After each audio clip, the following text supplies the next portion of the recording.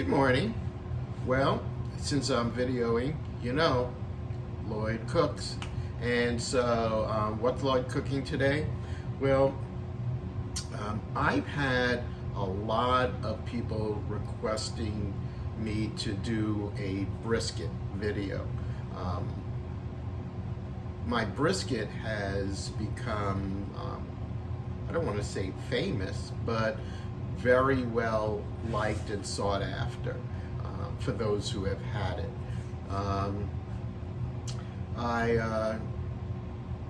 I started bringing a brisket to the holiday parties at my work when I was working as a social emotional learning specialist at a K through 8 school. And at the holidays, people would bring chips and dips, and they go to the store and they'd buy cake and cookies and dips and all that kind of stuff.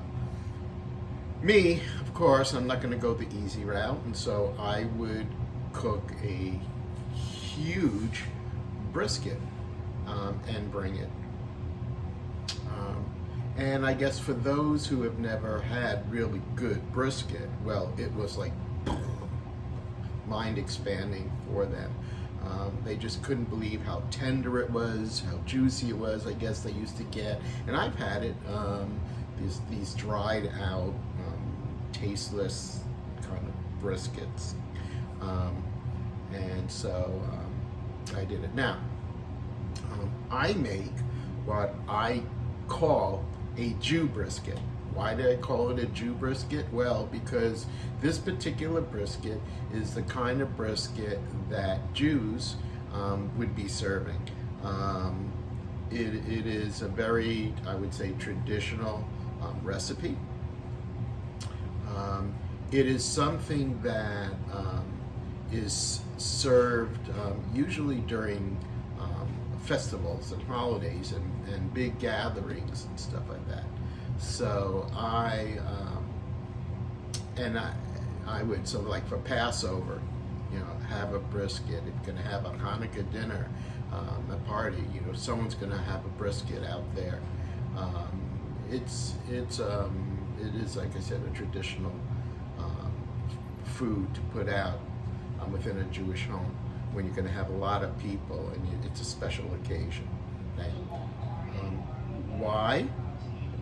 Well, because it takes time, as you will see. It does take time, but it's well worth it. So we're going to make brisket. All right, so let's start. Okay, so what am I going to need to make my brisket? All right, really very basic and simple ingredients. All right, you're going to need garlic. I like garlic, so I'm going to put in a whole bulb of garlic. All right, you're going to need carrots. How much carrots? It really depends on the size of your brisket. I have a big brisket. I'm going to use this whole bag. All right. Celery. All right. Again, how much celery? Again, it depends on the size of your brisket. But I would say at least a minimum of 3 to 4 stalks, if not more. But I'm most likely going to use most of this. All right, not all of this. Onion. Okay, so again, if you're cooking a small brisket, maybe 1 onion. I'm cooking a big brisket. I'm going to start with 2. I may even go to 3. We'll see. And these are, as you can see, these are not those little tiny onions. They're brown onions. All right, regular onions, but they're on the larger size. All right, so we're going to need that. All right, we're going to need spices. All right, we're going to need bay leaf. We're going to need onion powder. We're going to need some paprika. We're going to need garlic powder. Yes, I know we have fresh garlic, but we're going to use garlic powder too. and we're going to use peppercorns, and we're going to need kosher salt. Give me a bit of kosher salt. Okay, so make sure you have a good amount of kosher salt. You're going to need a nice sweet wine. Okay, I recommend, this is Magen David Concord wine. This is what I have. They have a blackberry wine that is really good with the brisket as well. Stay away from the cream wines, stay away from the dry wines. You want something that has a good amount of sweetness, sugar to it. All right, so you're going to need that. All right, so those are the spices that you're going to need. So I'm going to start off by prepping my veggies. All right, which means I need a knife. All right, so my brisket, by the way, is still in the fridge, so we're just gonna hold off on taking that out for right now.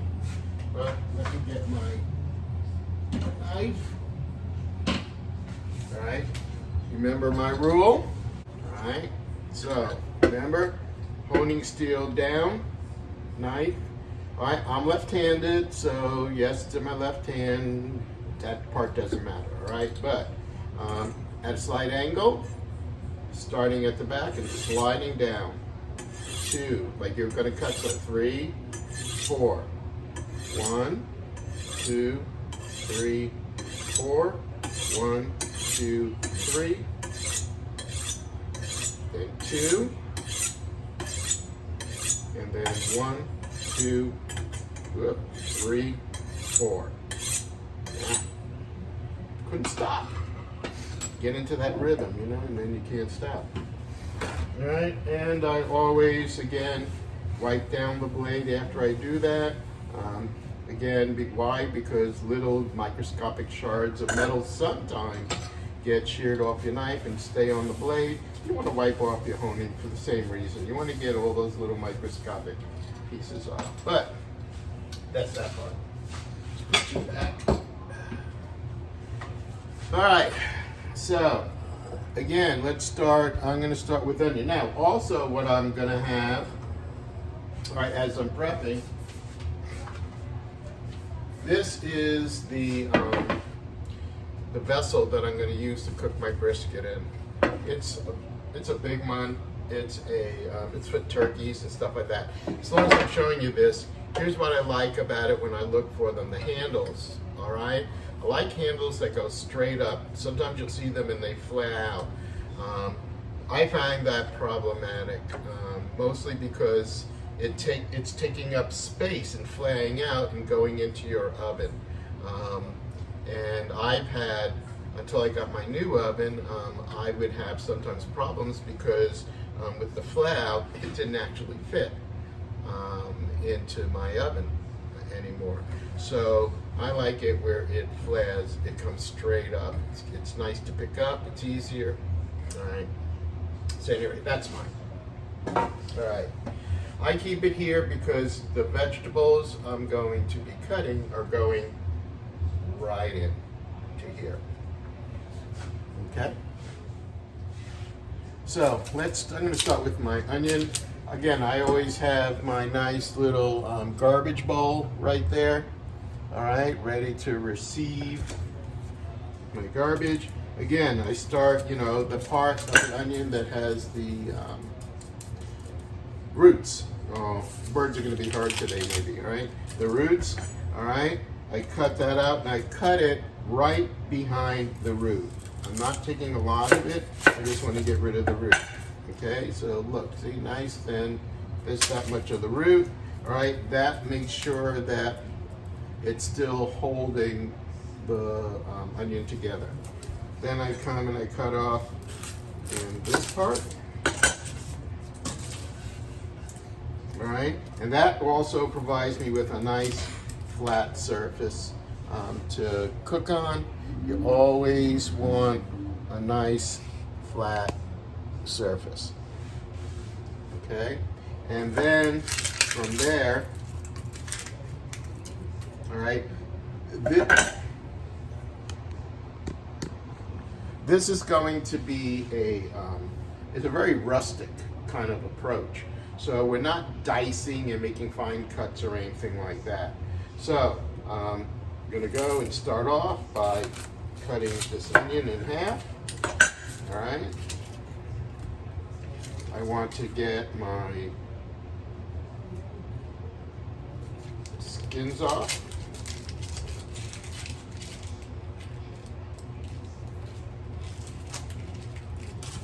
All right, and then I'm just gonna rustic cut. I'm gonna cut like this in half, you know, and then in half again. Each those in half. Nice big chunkies, that goes in. Okay, gonna do the same with this.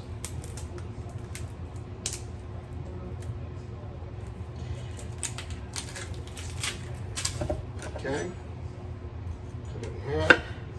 Each of these goes in half also.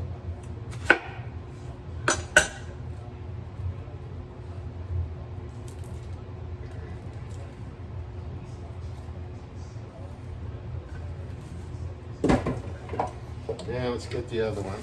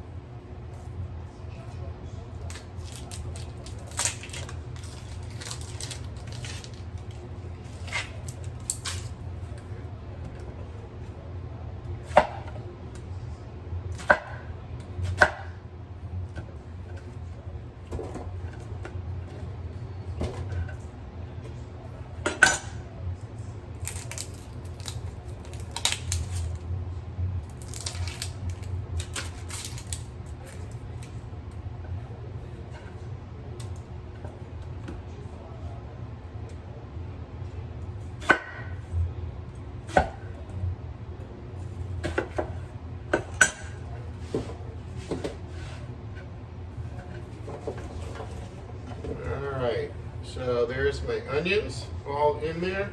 I'm going to kind of spread it around, but we'll get to that. All right, let's do the celery. All right, I use the leaves, the whole bit. It's all good stuff. All right, I do chop off the very edges off. Sometimes they start to go brown and gnarly, so you want a nice, clean cut.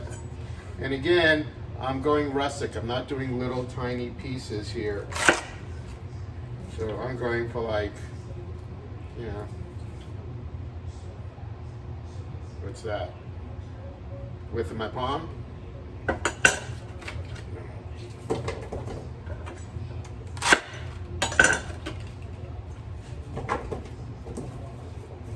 Spread it out, nice and even, all over the place.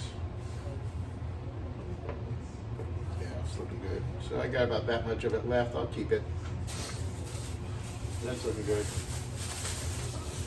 All right. Carrots, and I'll tell you with the carrot, it depends. If in the end you want to serve the carrots as part of the meal, you're going to want to clean them up. If you're not, it's okay just to cut the ends off, make sure there's no rotten or icky parts to it, and then go ahead. So these carrots have been sitting in here a little bit. They haven't actually begun to grow the roots back.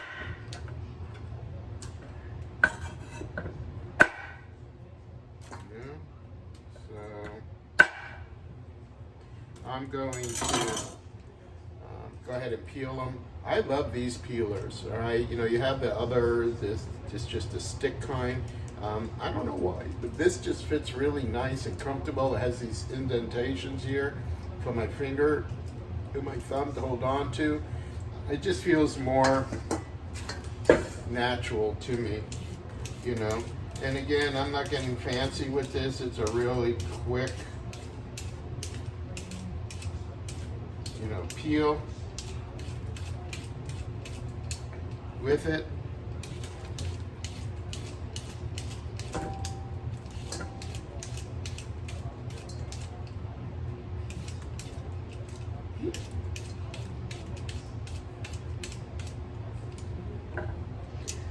Two.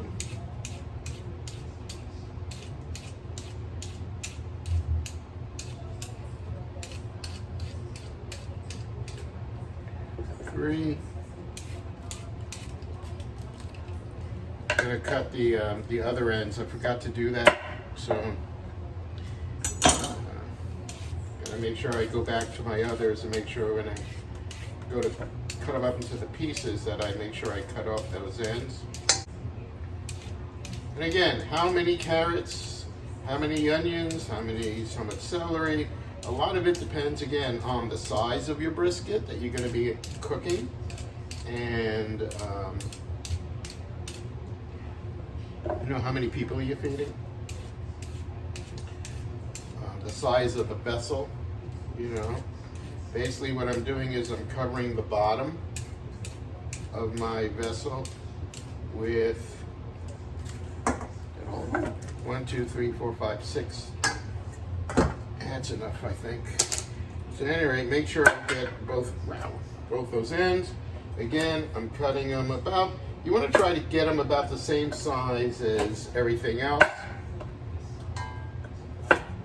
I'm not sure it really matters in this particular thing because everything's going to be cooked, for a really long time. Normally, the rule is you want to cook things, approximately the same size, so they all are kind of cooking at the same rates. They all get done approximately the same time. This is not going to be a problem. Again, notice I'm just kind of placing them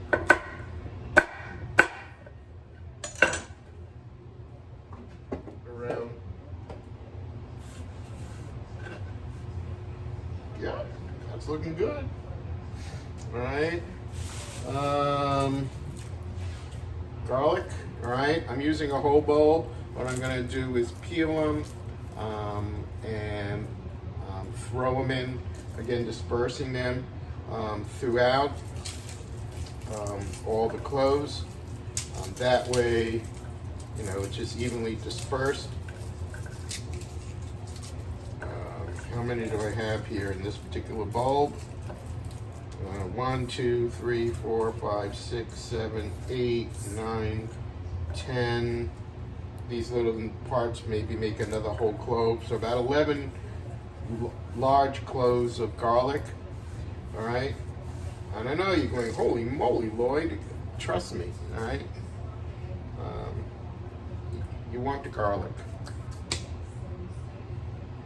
All right. So I'm gonna I'll show you one. If you've never done this, so you have your garlic, all right? You want to get the paper. It says paper on it. There's one part that was attached to the root, and it'll be like, you could tell, just like the onion. You have this part here that's got that stringy part, and then this part here that has that nubby part. So you cut that nubby part off. It's the first thing you do.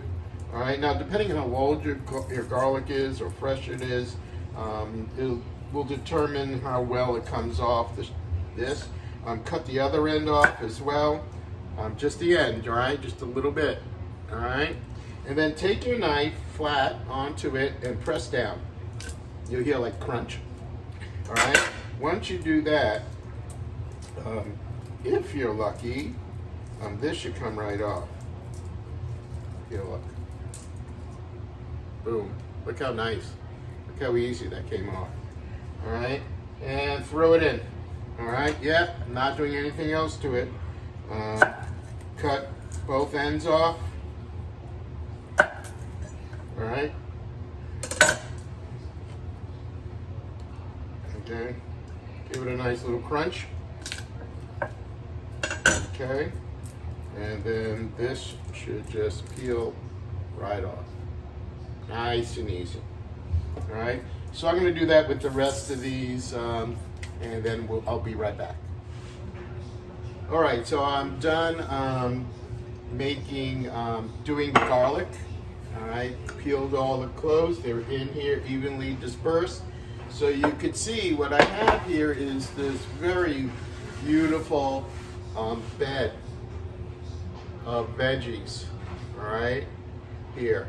So what's going to happen is the brisket's going to lay on top of this. So this is going to be a bed of veggies for the brisket.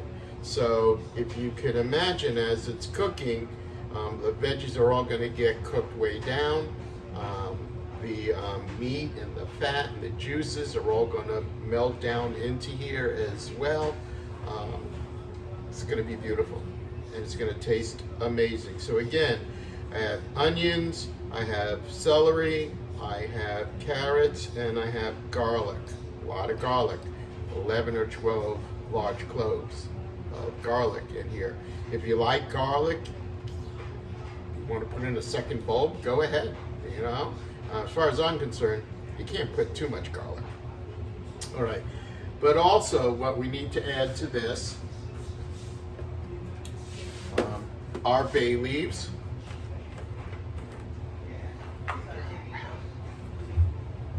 You want,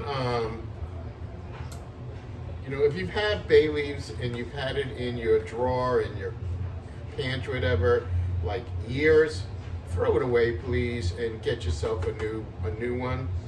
I mean, when you smell it, you should smell, you know, the herb, you know. And if you go and you don't smell anything and it's all really dry and dull gray, you know, and if you notice mine, they're a beautiful green color.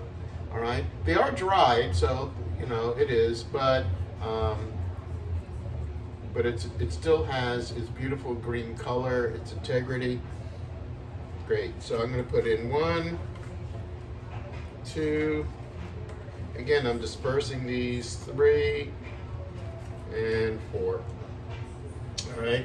Again, this is a very large thing, so that's why I have the 4.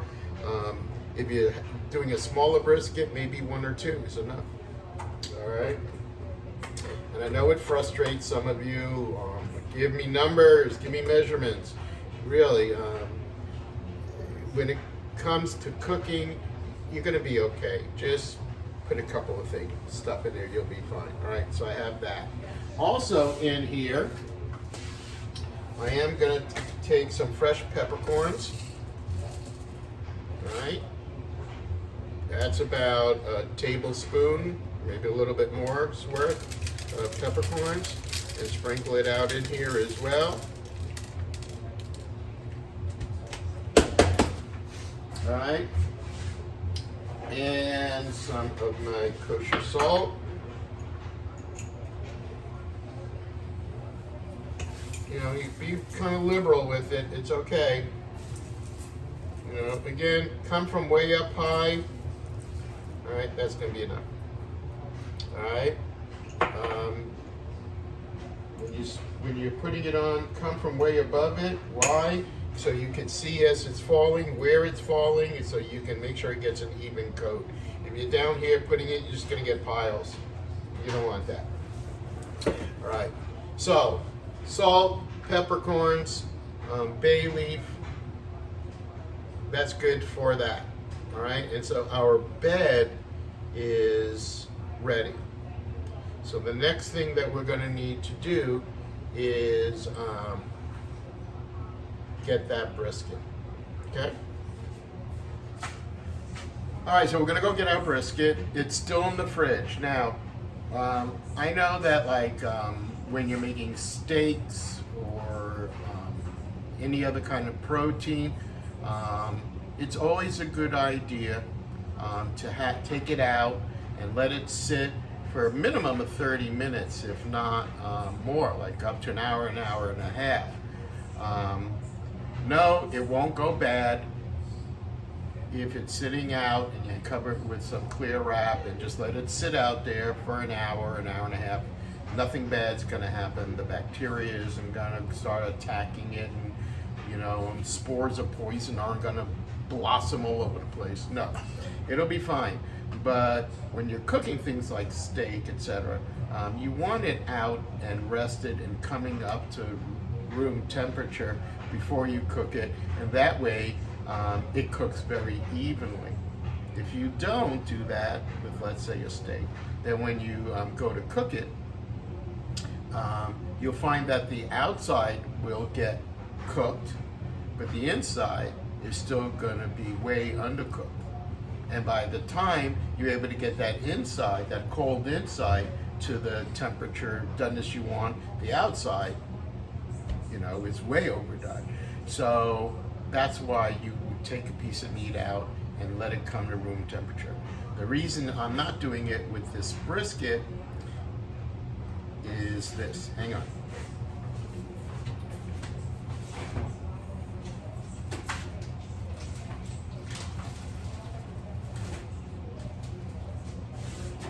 Come on, baby.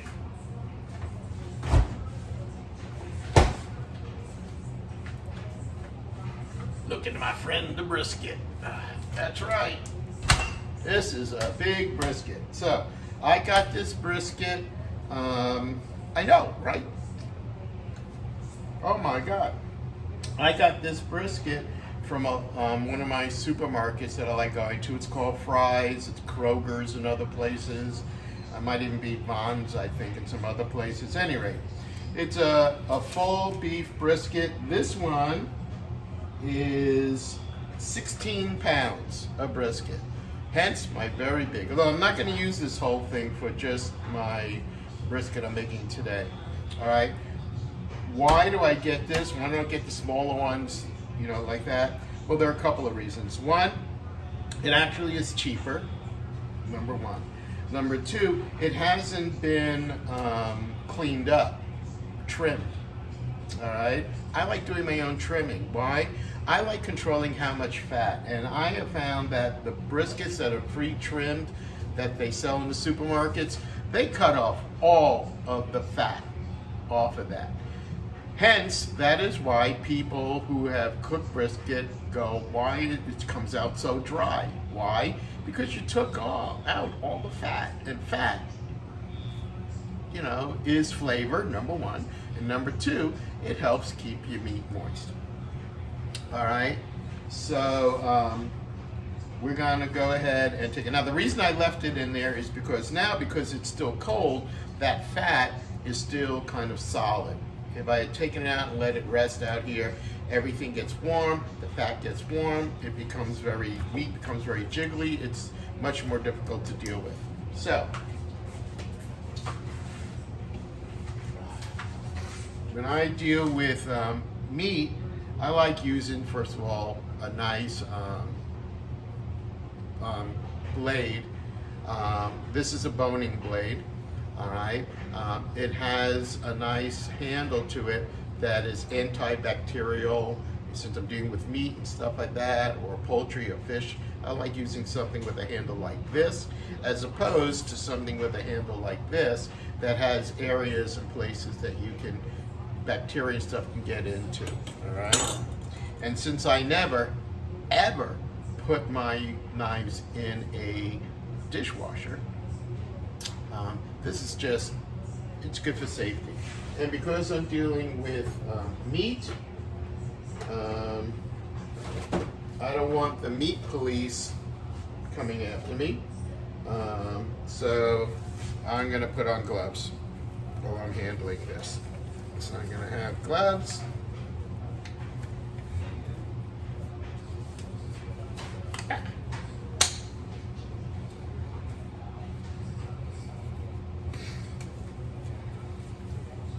It's really a good idea to have these kinds of gloves anyway when you're around. Even if, today, we're doing a lot of disinfecting around the house and stuff like that. Wear gloves while you're doing that as well. It protects your hands. Anyway. All right, so we're gonna get this thing out of its casing.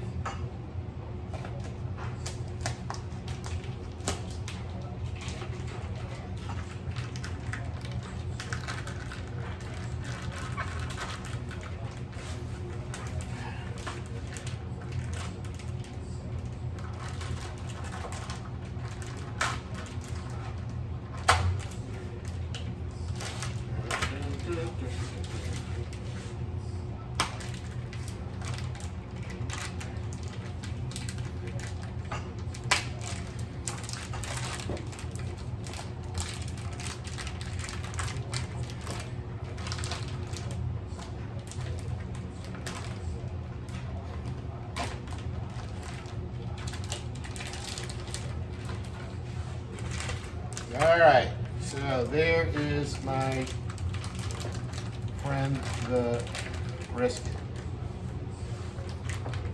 All right, so when you buy a whole brisket, what you're gonna find is one end is gonna be very thick. All right, and then it comes down into a point. All right, so like when you buy, brisket, this is where you get pastrami from. This is where you get corned beef from. This is the baby that makes all that stuff. All right, so when you're in the store and you're buying briskets and it says tip brisket or mid brisket or brisket round, all right, this would be the round, that thick part. This would be that center cut, it's thicker, and that point, the corned beef point that you'll see it says, that's coming more towards this end piece here. All right, so what I do, and one of the reasons why I like getting a big one like this is I'm not going to use this whole thing for just this brisket. All right, I like smoking meat. All right, and if you've never done that, I'll do a whole video on that as well. But and this smoked brisket, let's face it, you go to any smoking or barbecuing competition, what's the one must that you have to show you know how to do well? Brisket. You go to any barbecue place, what do they really shout about? Sometimes it's their ribs, but brisket. All right, so I want to smoke some of this. So I like taking personally the fatter part, all right, and use that to smoke. And then I use the more thinner part down here for my actual brisket. All right, so I'm gonna cut this. Now, I could cut it with this. I could cut it with this. All right, however, when you have big meat,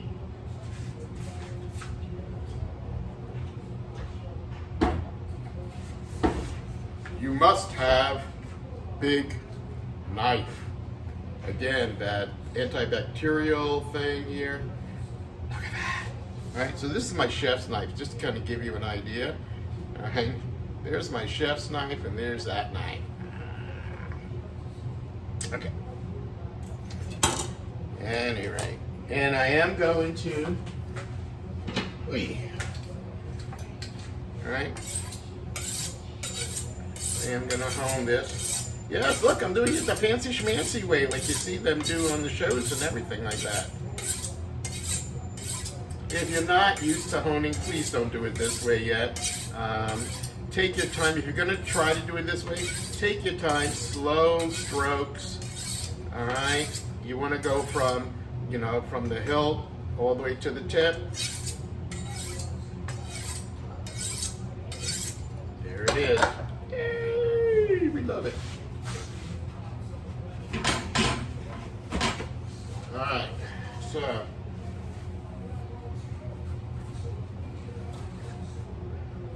like I said, you could see that how big this is. All right, I'm gonna cut, and I'm eyeballing it. You could do it. How do you want? How big a brisket do you want to have for making this versus how much do you want to smoke? That's going to be up to you. All right. So I think for what I want to do for brisket wise, this is going to be like massive. But here we go.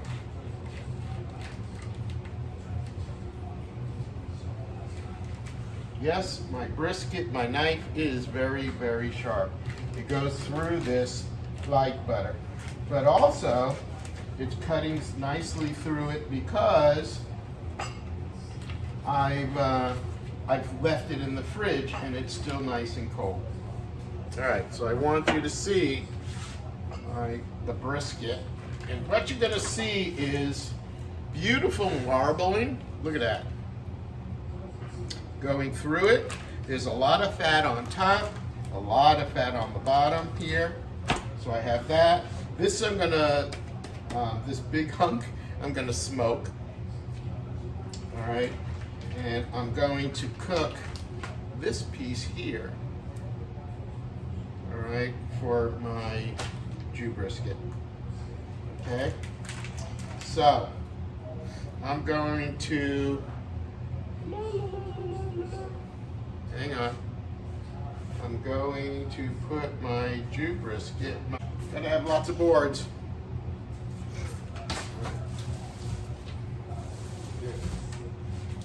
And you'll notice I'm not using my wooden board for my meat. It's good to have a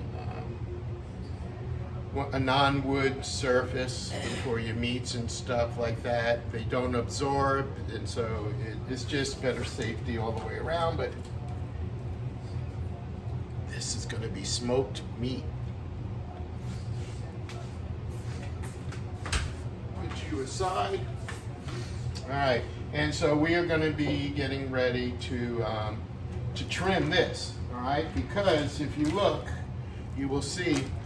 I mean, look how much fat. All right, we don't need that much fat there. However, I do want some fat, right? So this is where I can switch back to my trimming, my boning knife to do that. All right, so I'm gonna first go and gonna wrap up the other piece that I'm gonna be saving for later to smoke, get that back in the fridge, and then I'll come back and we'll take a look at trimming the fat off of a brisket. See you in a little bit. Lots and lots of fat that we don't need that, but we do need some. So start by starting to trim away the fat. All right? Look at that. All right. Now, I have a bowl here that I'm going to put the fat in. All right? Some of this fat I'm going to keep. Can anyone guess why I'm keeping fat? All right? I need my honing. All right, so because I've been cutting with this and stuff like that, I'm going to hone it again. Again, the honing, when you're doing a lot of cutting, you may have to hone, some of the times during your actual cutting, process. When you start to cut and you're feeling like I'm cutting, but I'm really having to start to work at it, stop, rehone, continue. Now I did get some of that meat, not much. Don't freak out if that happens, it's okay. All right, it just means start to be a little more careful.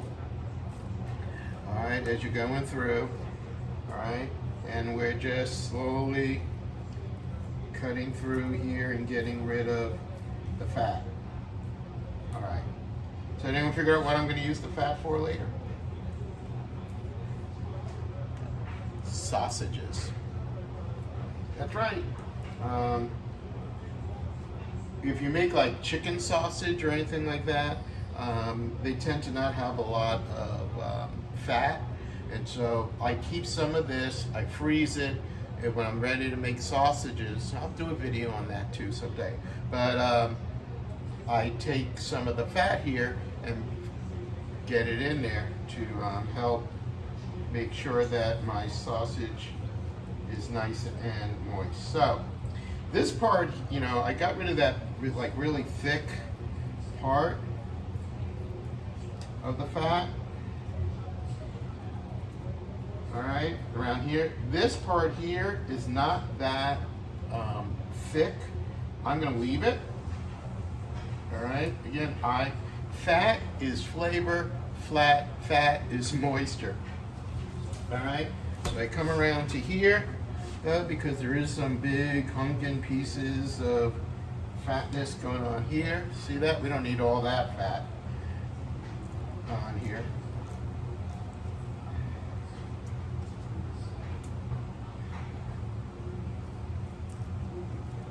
All right. So you may be saying, well, Lloyd, if I just went and bought, you paid per pound, you paid for all of this fat. You're paying more for this than if you just went to the store. I'm going to say, I would argue that and say no. Anytime that you are leaving the prep work to the store, the more they prep it, the more expensive. Example, what is more expensive? Buying a whole chicken or buying a cut up chicken? What's more expensive? Buying up a cut up chicken or buying just chicken legs or just chicken thighs that have been separated? Which costs more? Chicken bone in, chicken bone out. You see, the price goes up as the butcher is having to do more and more work. All right? So that's why I would argue about the fact that you think that this is more expensive. It is not more expensive. So I'm going around and I'm just looking to see if there is any more fat that I might want to take off of this. Let's see how much I got here. Yeah, you see the fat there, look how thin that is, all right? I'm going to leave that on. Again, I want fat in here. Going to have all this if I want to. You can go in here if you want and take out some of that big nodules of fat out of there. All right, with it. That's looking good. That's looking good. Look, big fat. Now, take your time, go around. Right? This loose stuff like this, you want to get rid of that too. You don't need that. Just follow it along. Now, if your knife is nice and sharp, really, there's no real, I'm not putting any pressure when I'm cutting. All right? I am just letting, here, look, lift this up. I'm just sliding it down. Look how nice. That just separates away. All right? I'm not having to do any real work to get this off. All right? See that? Look at that. If you're having to really dig in there and put arm pressure in, your knife needs sharpening. You know what I mean?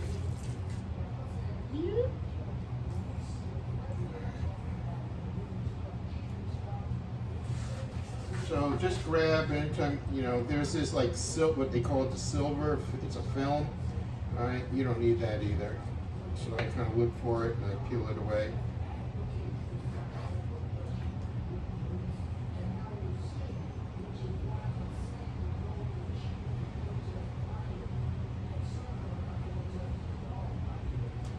All right, that's looking pretty.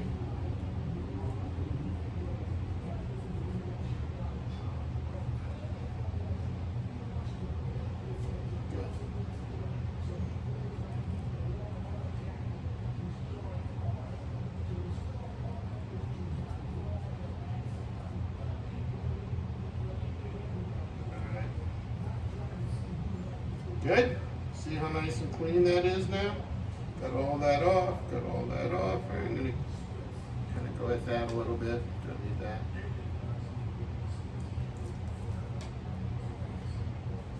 All right. Very good. Excellent. So you see it's nicely cleaned up. Back here. Yeah, a little more. Hang on. Silver part off. All right, and so I got this side that's been cleaned up. I got this side that I took off a lot of the fat, but I'm leaving some fat on there. All right, so that's trimmed. Again, this, I'm not going to use all of this, but I'm going to take, I don't know, a good amount, maybe this and this. I will kind of keep the pieces that have some of the meat on there. But I'm going to take some of that good solid fat, I don't know, about that much, and I'm going to put it into a Ziploc bag and freeze it. And then when I'm ready to make my sausages, I'll use it to mix in with, if I'm using chicken breast or something like that, mix it in order to give it that fat that it needs when it's cooking.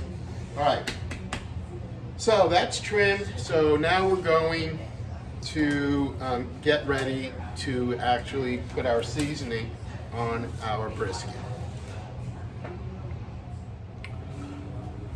All right, so we're ready to start seasoning our brisket. Just to show you, this is the fat that I said I was going to take and keep and freeze. I have a vacuum sealer that I vacuum sealed this. Yes, it's worth having one, in my opinion. I whined and whined to Bati about I need one, and she was like, no. And then one day, my sister-in-law goes, hey, I have this vacuum sealer at my house. I've never even opened it.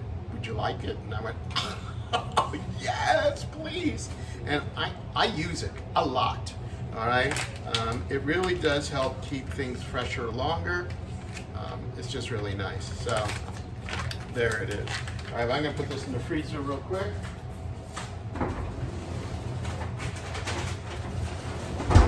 There it is. All right, so let's talk about seasoning our brisket. What am I gonna season it with? Well, kosher salt, all right? Garlic, granulated garlic, paprika, onion powder, and pepper. All right. Now, fresh pepper always. However, if I were to hand crank for this thing, I'd have problems. All right. So if you don't have a coffee grinder, an old one, all right, not the one that you use for your coffee, you should have a whole separate one that you use. This is like one of those kitchen essentials I believe in order for you to have handy for spices. So whole spices. And what I'm going to do is I'm going to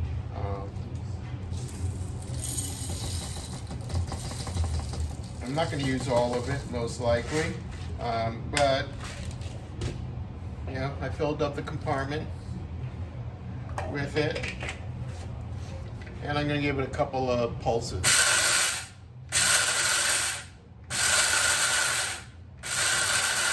4 pulses, and I take a look to see. All right, so I don't know if you can see that. It's nice and ground. It's this would be a very, very coarse. I'm gonna want it a little finer than that.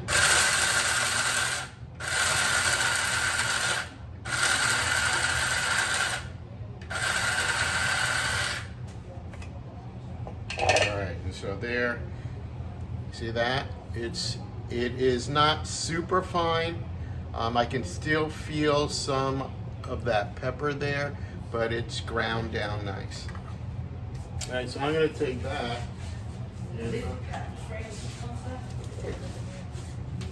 and I'm going to, I have one of these, I'm going to put it in here. It keeps it nice and fresh, and I'll use it without a doubt.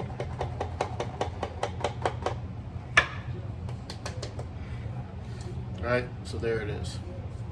All right, so I have my pepper, have my salt, paprika, blah, blah, blah. All right, what I like to do when I'm gonna do a piece of meat is like taking a bowl, all right, and I like building my mixture in the bowl first, all right, instead of pouring salt on, then pouring pepper on, then pouring blah, blah. This way I make sure I'm gonna get a good, even mixture. So I'm gonna need salt. This is a thick piece of meat. It can handle a bit of salt. I'm going to say a good palmful. How much is that? Hang on.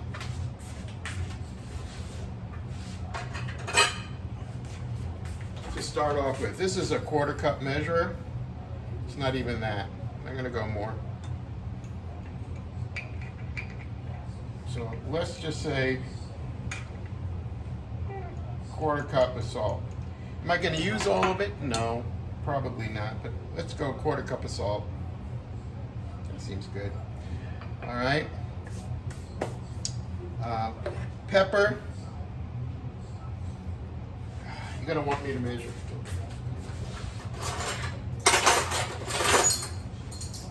If you want me to measure, I'll measure. I don't know. Let's see what it looks like. That's 1 heaping tablespoon.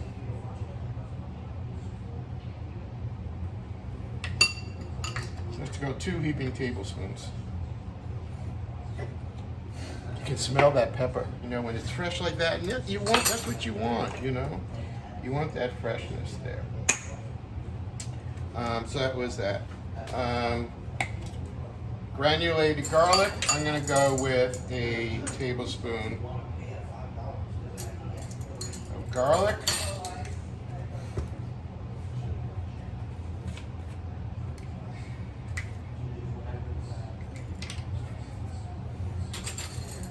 Go with tablespoonish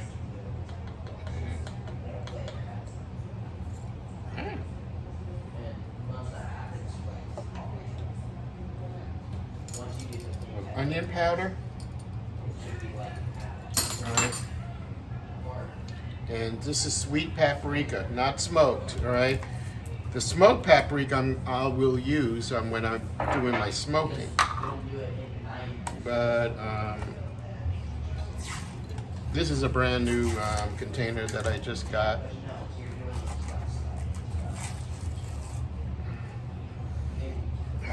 Gotta love it. All right, and again,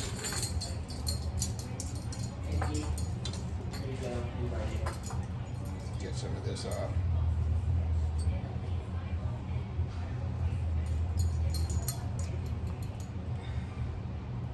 Nice heaping tablespoon of that. All right. Make sure you get your tops back onto everything.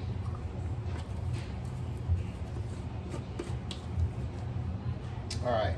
So you can see I've got salt, I got pepper, I got paprika, I've got garlic powder, onion powder in there. All right. I just use my hand. I want to get it mixed really, really well.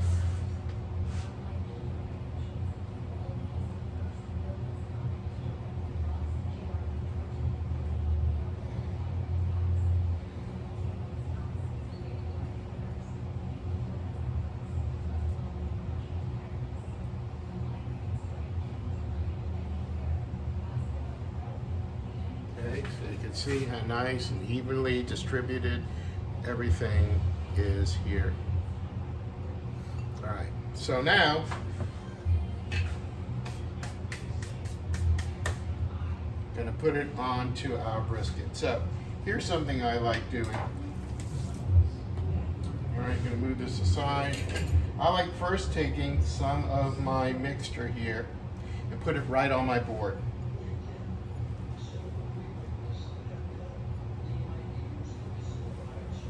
A good amount.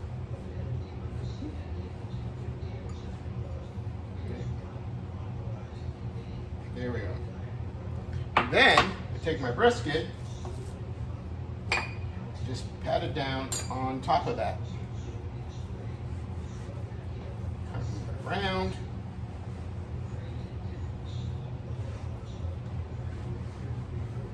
And see how nice and even and beautifully that's now done. All right. I'm gonna also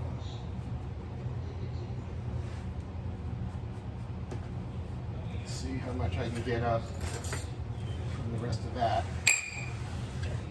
Use the other side to kind of clean up my board. We'll see how well that gets done. See that? nice and even, just makes it easier. Don't forget the ends. How many sides are there to my meat? 2, top and bottom, 3, 4, 5, 6 sides to my meat here. I want to make sure I get all sides taken care of. If I need to, I will put more down on my board. Although it looks like I don't have to. Looks like I put enough down to really get the whole thing going. All right, so there you go. So I got my lean side, I got my fat side, all right, down there. All right, this is nicely seasoned. It's good. Notice it's not a light seasoning either. It's a pretty good seasoning. I mean, if I wanted, I could even go ahead and put a little more down on there on my fatty side. Okay. So with that, this now is going to go onto my bed of veggies. Right? I've been waiting for it. Okay. So, let's get this onto that bed of veggies.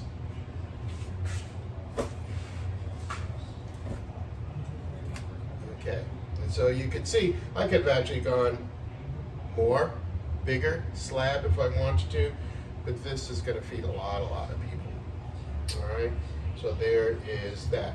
Fat side up. All right, why fat side up? Because as it begins to cook and it begins to render out the fat, it's going to drip down. It's going to kind of naturally baste this. All right, so we have that. All right, we're not done though. All right, there's a couple of more things we need to do to set this thing up. So I'm going to clean up and then I'll be right back. Okay, so I've cleaned up a little bit here. We are doing brisket, and we seasoned it, we took it out, we trimmed it, we did all the cutting of the veggies and all that.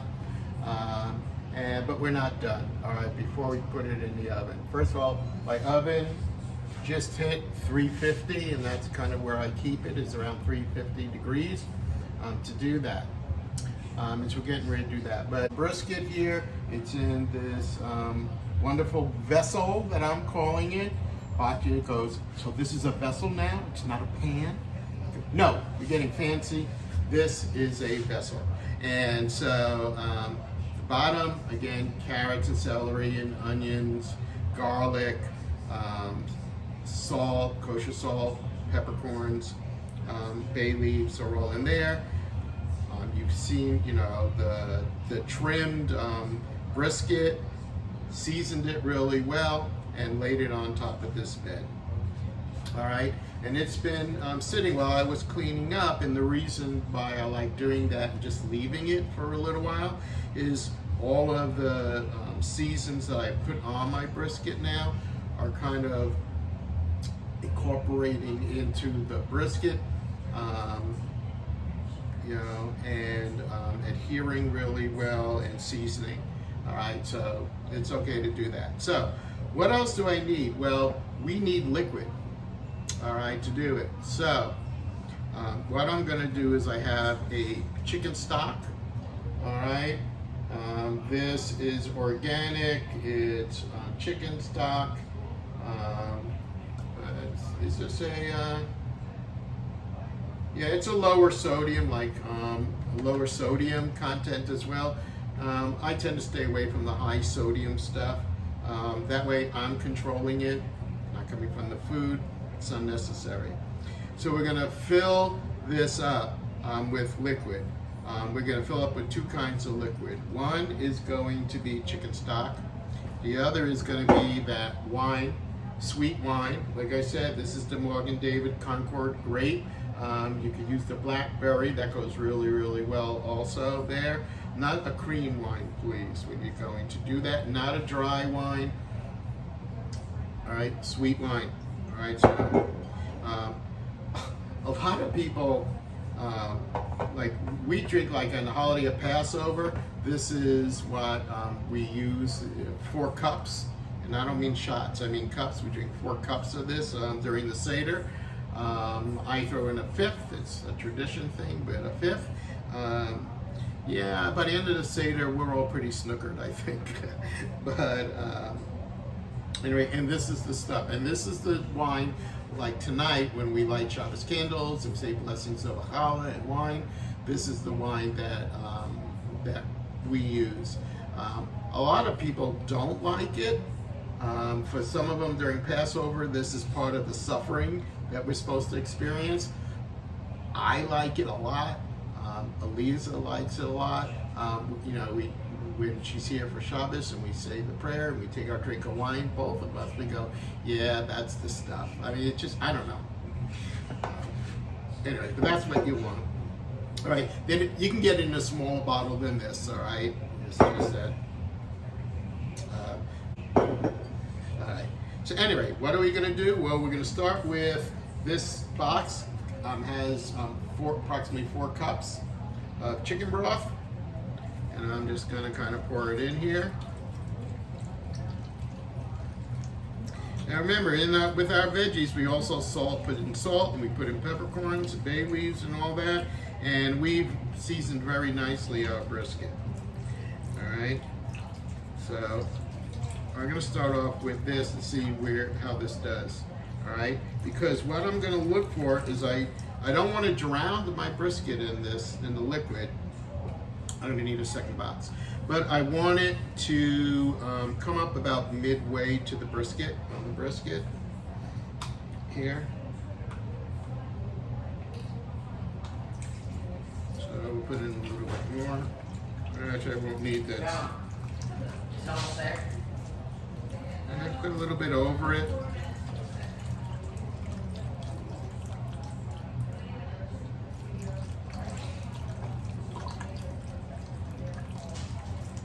Okay, so I've got 8 cups. Yeah, how much are you going to use of this? This is a very large vessel, pan. If I was a smaller pan, I'd use less. You know, because, well, you know, right? But now, wine, right? So what does the wine do? Well, it adds flavor, some sweetness to the brisket, but it also the acid of wine itself will help to moisten and to break down the muscle tissue here. Again, brisket is not a lean, like soft meat. It is a tough piece of meat. It comes from a part of the cow that does a lot of work, and so it's a muscle, you know. So what I need to do is really cook this. We're going to be cooking this from anywhere from probably 4+ hours, maybe up to 6 hours. All right, it's a long time to break down the muscle tissue, but this helps with that. So, how much? Oh, man, you guys. All right, let's start with 2 cups.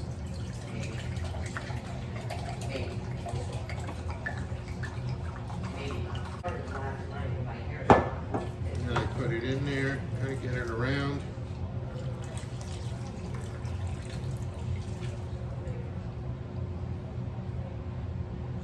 I'm going to do 1 more.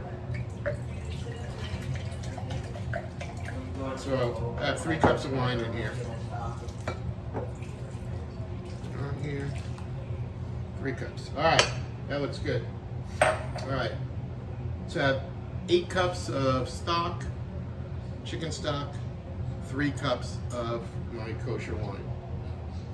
All right, my sweet wine.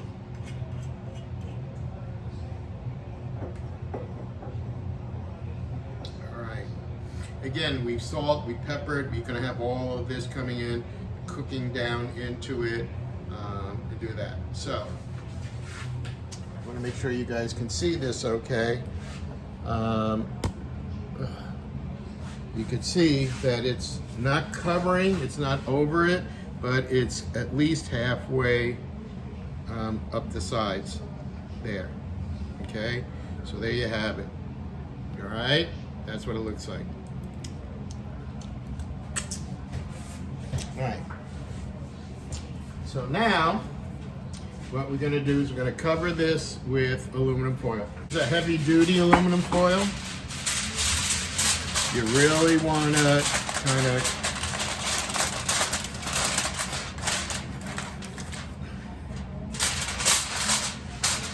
get this down on here. So like that.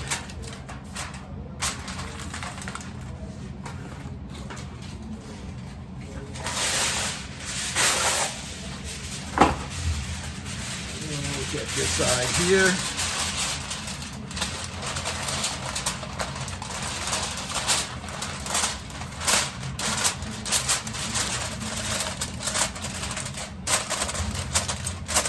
And we got there.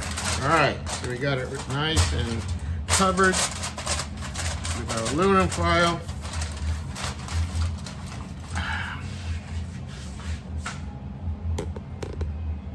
Okay. And now into my 350-degree oven.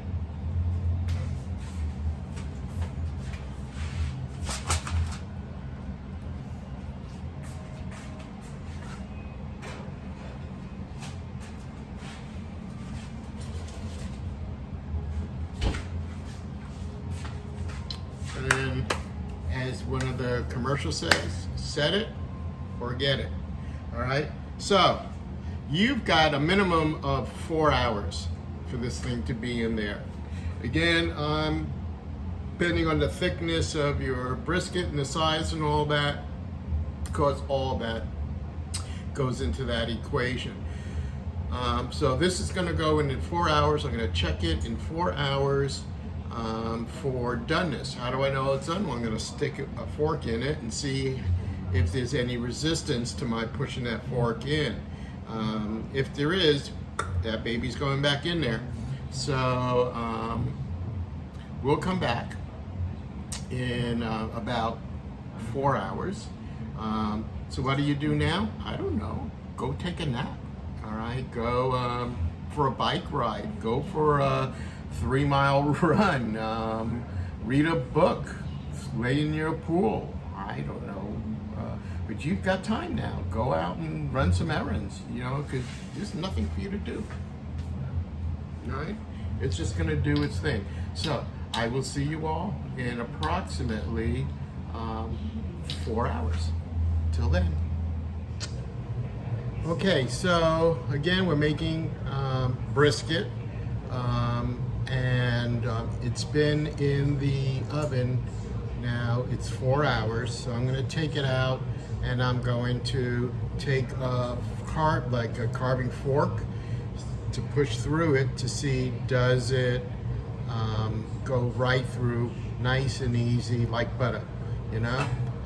If it doesn't do that, that's going to tell me the meat's saying, I'm not done yet, put me back in, and we'll do that, all right? So we're going to pull it and see. Okay, so I'm going to pull it.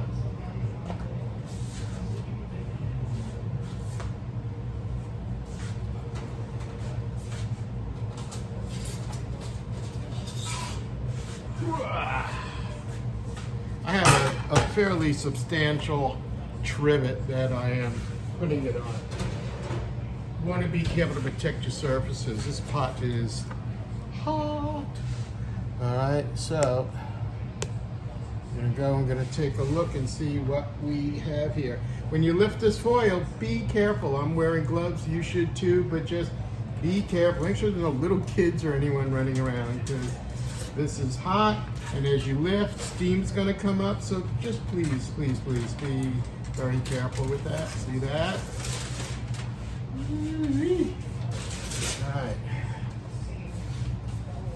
All right. So, hang on, let me get some lights on.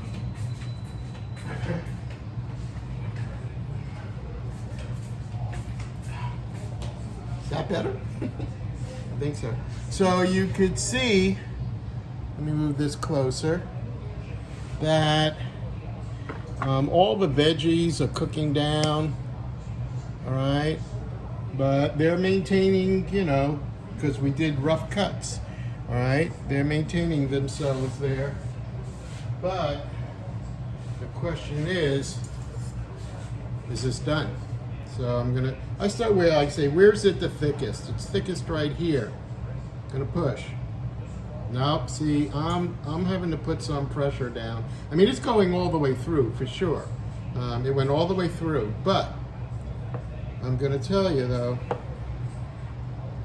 not the way I need it to be. Gotta put a little bit too much pressure. This has been going for 4 hours now. I'm going to give it another hour and then check it again. And if I have to, I'll give it another hour. There's, you know, this is the tester. You know, this is your tester to know whether or not it's done or not. All right? Patience is the key, and just understanding you can't overcook this. You know, this was such a nice, had such nice fat content to it and all. This is going to be nice. So we're going to take our foil, put it back on here again. Again, please be careful. All right, when you're doing this, all right. You know something? I'm gonna taste the sauce just for the heck of it. See where we're at with this part here.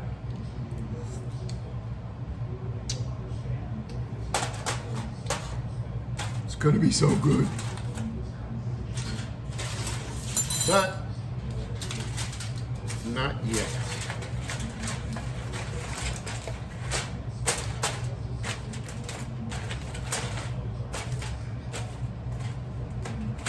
There we are.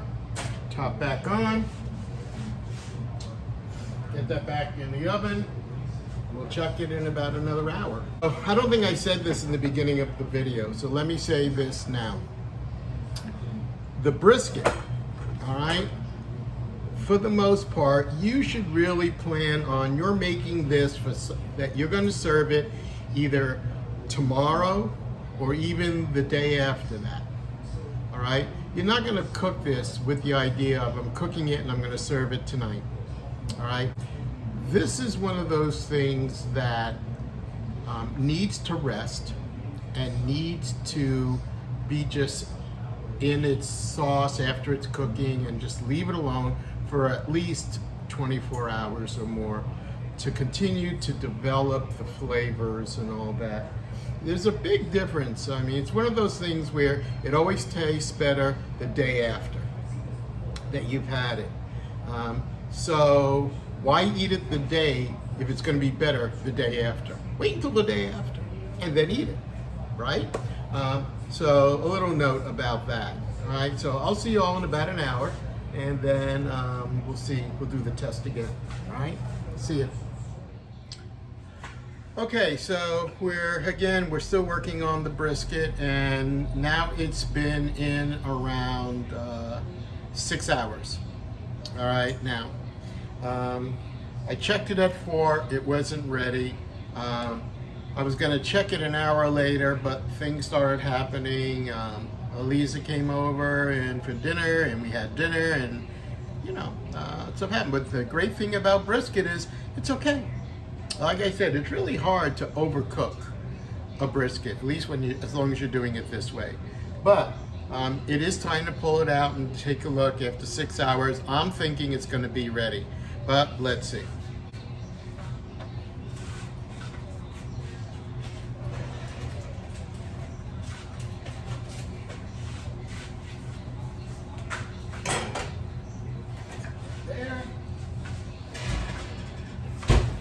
This. All right, let's make sure you guys can see everything okay. I think that'll work. Yeah. All right. And again, when we go to lift, careful please, wear gloves, keep your face and everything kind of away from it as you lift it up. because steam is going to come rolling on out.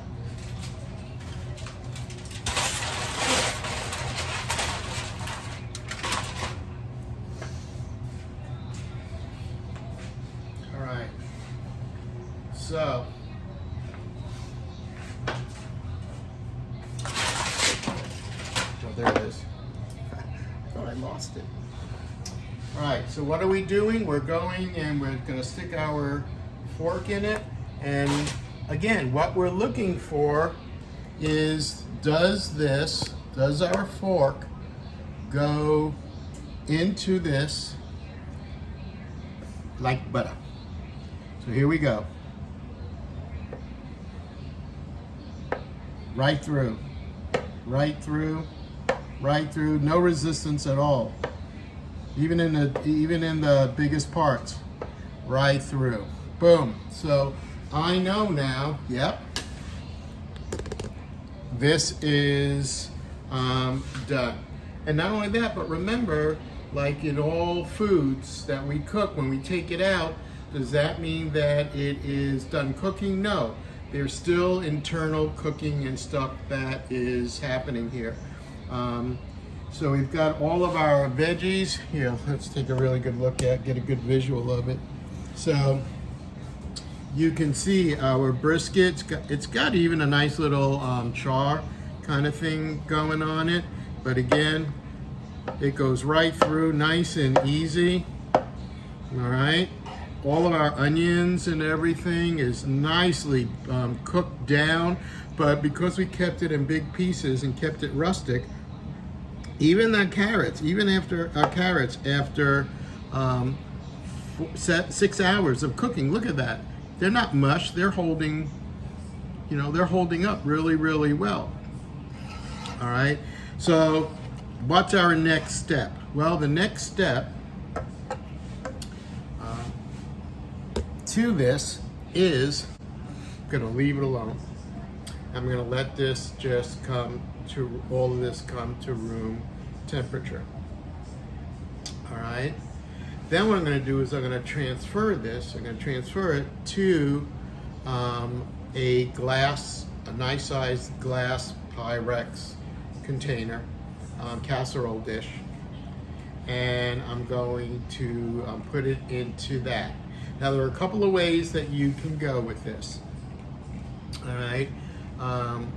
You can let it cool off, let it completely cool down, give it a couple of hours, and then slice it, put the slices in a casserole, your glass casserole, and pour all of the onion and the carrot and all that on top of it.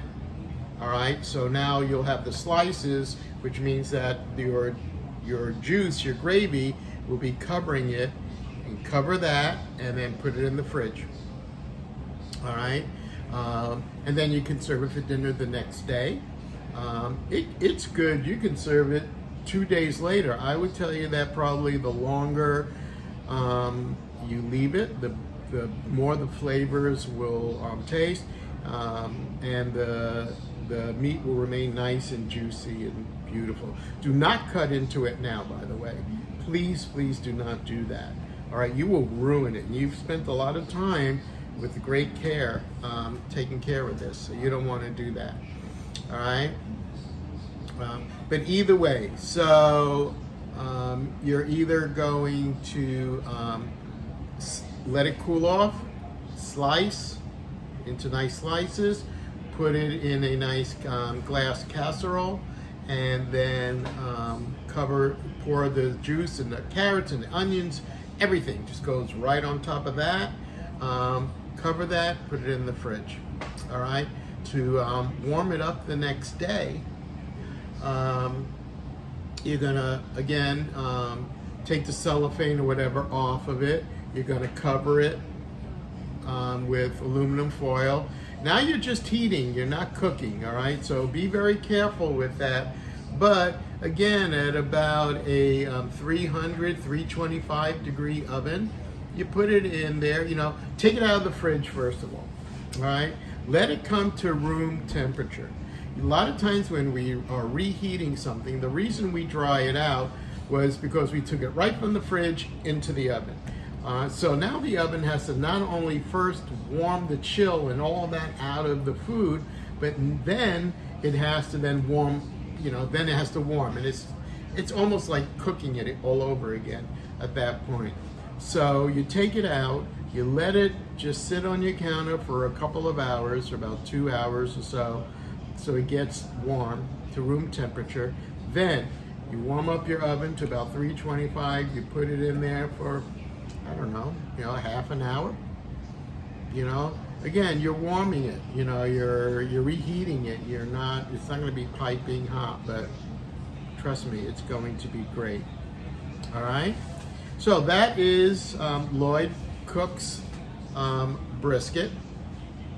All right, and go ahead and try it. If you're like me and you're in Arizona, Batia says to me, "Really? Now, in the middle of summer, when it's like 111 degrees out there, you choose to run our oven all day long?" Yeah. Sometimes I don't think things through either. But if you have any questions, feel free to post your questions on my Lloyd Cooks Facebook page, and I'll answer. But you got this. Again, most of the time it just sitting in, hanging out in my oven, cooking, with that. All right. Anyway, stay tuned for more videos that will be coming up, and I will be seeing you soon, because it won't be long before, Lloyd Cooks. I forgot something. This is very important. I don't know if you all know this or not, so I wanted to come back and let you know this. How do you cut the brisket? Because I didn't go over that with you. You will see there's a grain to it. You will see the lines. You always cut against the grain. All right? Use a nice sharp knife, and it's best if you cut it while it's still cold. So that's why, again, I say you're gonna take this, put it in a casserole dish, let it get cold, then you can take it out and then slice it. All right. It cuts best while it's cold. If you try to cut it while it's still hot, it's so jiggly, and the fat and the fibers are so loose, it's just gonna shred. So unless you're planning to make like chimichangas, did you know? Mexican food, this is what it's made from, is a brisket meat.